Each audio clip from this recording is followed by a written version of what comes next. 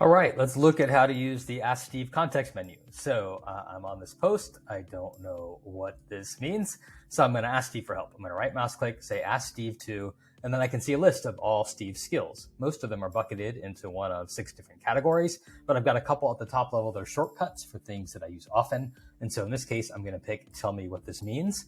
And then Steve is going to tell me what immunitizing the eschaton means. It gives me an explanation, some historical context, etc. You can even use Steve on Steve's results. So in this case, I'm going to click the copy icon, which will automatically highlight all this text, right mouse click and say Ask Steve to, and now I'm going to ask him to summarize this in 5 bullets for me. And so give me something a little shorter to read.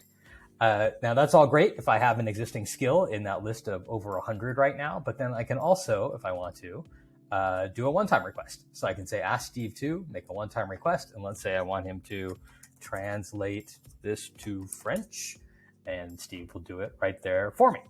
I don't need to select any text. I can actually do a whole page if I want to, just by right mouse clicking anywhere on the page. And then you'll notice here that I have 4 of these shortcuts, the skills that I pulled out from a subfolder and I want at the top level because I'm going to use them often. I can easily add and remove things from that list by going to the Ask Steve side panel by clicking on the toolbar icon, going to skills, picking the skill that I want to. In this case, I'll say analyze my writing, and then saying add a shortcut to the right click menu and hitting update. So now when I right mouse click here, I go to Ask Steve to, and I can see that this new skill has been added to the top level. So I have really easy access to it. So that's a quick overview of using the context menu with Ask Steve. If you have any more questions, please feel free to ask them in the user community. Thanks.